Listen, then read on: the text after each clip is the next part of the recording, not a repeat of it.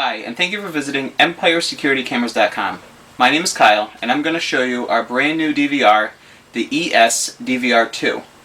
This is a D1 resolution DVR. It comes in 4, 8, and 16 channels, and I'm going to go over a little bit about the DVR right now. On the front of the DVR, you have the record, play, rewind, fast forward, menu, backup, and escape button. That'll assist you in playing back the footage and going into the menu. You also have a up, down, left, right button with a center enter button. This will help you navigate the menu also, and you could switch between 1 camera view, 4 camera view, 8 camera view, and 16 camera view. On the front of the DVR there's also a USB port. That's for a USB thumb drive or a USB mouse. There's nothing on the side of the DVR, but in the back is the most important. Starting on the right hand side we have the power plug. We have the inputs for the video and inputs for the audio. On all 4 DVRs there's audio 1 through 4, and there's video either 1 through 4, 1 through 8, or 1 through 16 depending on the model. On all models there's only 4 audio inputs. Next to the video and audio inputs there is the RS-485 for the PTZ. There's also communication ports and alarm outputs and alarm inputs. We have the video out, which is B&C video out. You can use a B&C to RCA adapter to adapt it to a television or monitor. There's a spot output, which is an additional video output, and there's an audio output to go directly to your speakers. Most of the time we're using the VGA output. This will connect directly to a computer monitor, and the DVR is completely networkable, which means that you can watch the DVR over the internet on a computer or cell phone, and there's an additional USB port in the back. This can also be used for a mouse or USB memory card. So what I'm going to do right now is I'm going to hook the power up to the DVR. That beep is indicating that it has been powered on. I'm going to take the monitor cable and hook it up into the DVR. This is a standard computer monitor.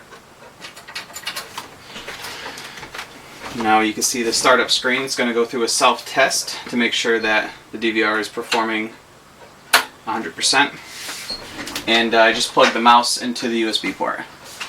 So here we go with the self-testing. It's checking the memory, the time zone, the language, and the disk information.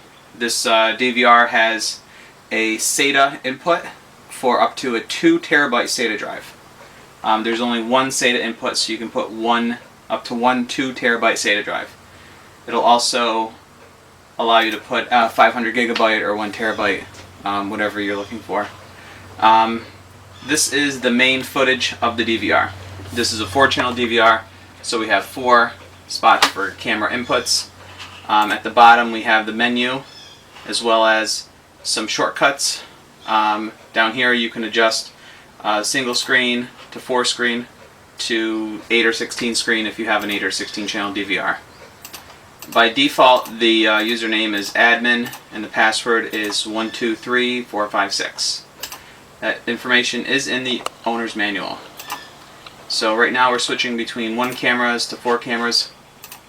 You can also adjust from the shortcut the brightness, hue, saturation, and contrast. You can do it for all 4 channels or individual per channel. Also down here we have the electronic zoom function, so you can actually zoom in on one of the cameras electronically. There is also a PTZ function on this DVR where you can control via RS-485 a PTZ or a camera that has RS-485 using the on-screen display. The record and playback are also on the shortcuts, and they're also accessible through the main menu. In the main menu we have setup, search, backup, information, disk management, firmware upgrade, log off, and shut down. The main setup menu allows you to adjust all the different functions of the DVR, from setting camera names, recording quality and bitrate, scheduling, alarm functions, networking functions, user functions, PTZ functions, and you can reset it back to default. In the user function, you can set up administrators, you can set up basic users that have certain privileges, and it'll keep a log of every time somebody logs in. The search function is where you would go to look back at footage that has previously been recorded. The backup menu would be if you want to actually back up footage to a computer or a USB drive. Information gives you general information about the DVR, including date, time, networking, IP settings, and basic information. The disk management is where you would go to format or reset your hard drives. Firmware upgrade is where you would go to upgrade the actual firmware on the DVR. We periodically give you firmware upgrades for free. You can log off and shut down. The nice part about this DVR is that it's a good price point. It's a professional level DVR with D1 recording, which is the highest level of recording that's on DVRs right now. The DVR also records in CIF at 30 frames per second and on D1 resolution at 7.5 frames per second. Like I said before, it can hold a 2 terabyte SATA drive. You can back up directly to your computer or USB stick, and you can view it using a PC with Internet Explorer, with Apple, with Safari web browser. You can also view it on an iPhone, iPad, Blackberry, and Android. The application that it uses is called SuperCam, and it's a very, very good program. If you have any questions, please give us a call at 914-338-8639 or email us at empiresecuritycameras@gmail.com. This DVR can be purchased over the phone. Also, we'll be listing it on eBay. Thank you and have a great day.